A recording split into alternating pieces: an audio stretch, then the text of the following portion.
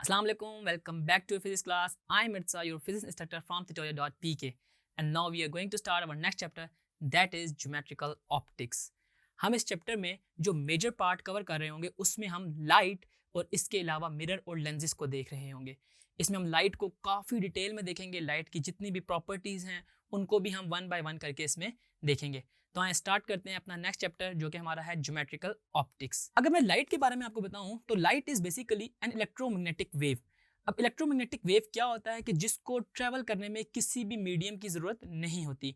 Light के आपके नज़दीक बहुत ज़्यादा सोर्सेज हैं, आप देख सकते हैं फॉर एग्जांपल बल्ब हो, सन हो या फिर टॉर्च लाइट, सबके सब हमारे पास लाइट सोर्सेज हैं। इन तमाम लाइट सोर्सेज की वजह से ना हमारे पास ना विजन का कॉन्सेप्ट आया।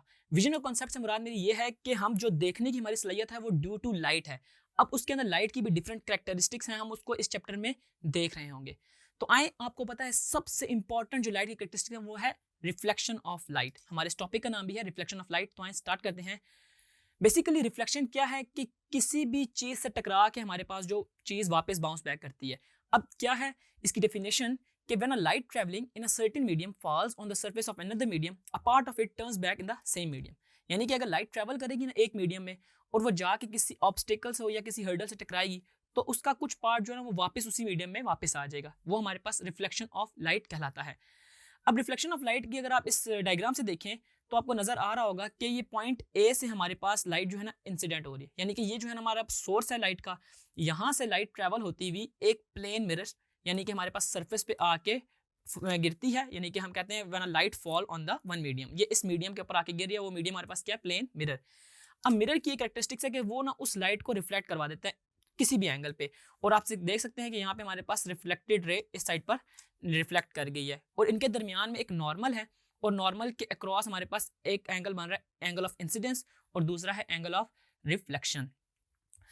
तो अब इसमें और क्या है? हमारे पास लॉ ऑफ रिफ्लेक्शन है कि जो एंगल ऑफ इंसिडेंस और एंगल ऑफ रिफ्लेक्शन बेसिकली होते क्या हैं।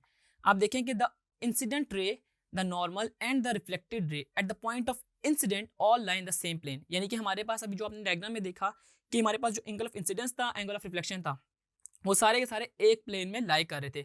इसके अलावा ये कि the angle of incidence is equal to the angle of reflection.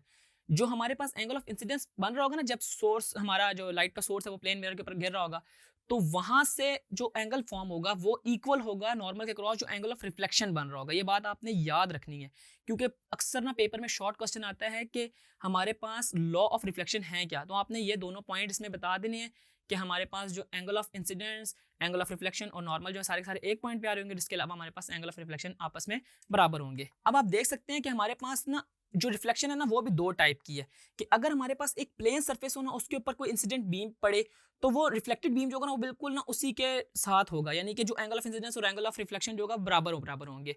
तो वो हमारे पास ना रेगुलर रिफ्लेक्शन कहलाती है क्योंकि इसका जो हमारे पास मीडियम होता है ना वो बिल्कुल स्मूथ होता है। जबकि इर्रेगुलर रिफ्लेक्शन का क्या मतलब है कि जो हमारे पास इंसिडेंट लाइट है ना वो जिस भी हमारे पास सरफेस के ऊपर गिर रही है वो सरफेस ना स्मूथ ना हो, उसके अंदर कुछ ना कुछ इरेगुलरिटी हो। अब अगर ना इस चीज को हम ना सरफेस का अंदाजा एकदम ऐसे नहीं लगा सकते देख के, क्योंकि ना माइक्रोस्कोपिक लेवल पे ना हमारे पास सरफेस जो होती है ना वो स्मूथ नहीं होती। हमारी नॉर्मल ह्यूमन आई से पता चल रहा होता है कि वो सरफेस स्मूथ है, मगर अगर हम उसको माइक्रोस्कोप के लेवल पे देखें ना जाके तो वहां पे हमें पता चलता है कि सरफेस स्मूथ नहीं है, जिसकी वजह से हमारे पास ना इरेगुलर रिफ्लेक्शन आ रही है। इरेगुलर रिफ्लेक्शन आप देख सकते हैं कि हमारे पास जो इंसिडेंट बीम का एंगल ऑफ इंसिडेंस बन रहा है ना वो जरूरी नहीं है कि वो इस वाले रिफ्लेक्शन के बराबर हो। आप देख सकते हैं कि बिल्कुल स्ट्रेट लाइन आ रही थी और ये थोड़ी सी चेंज होगी, जबकि हमारे पास रेगुलर रिफ्लेक्शन में ना एंगल ऑफ इंसिडेंस और एंगल ऑफ रिफ्लेक्शन बराबर थे और जो हमारे पास लॉ ऑफ रिफ्लेक्शन था ना वो हमारे पास रेगुलर रिफ्लेक्शन के बेसिस पे डिफाइन किया गया है। आई होप आपको इस टॉपिक में लाइट और इसके अलावा रिफ्लेक्शन ऑफ लाइट के बारे में कंप्लीट समझ आया होगा। अभी तक के लिए इस वीडियो में इतना ही। See you in the next video with a new topic.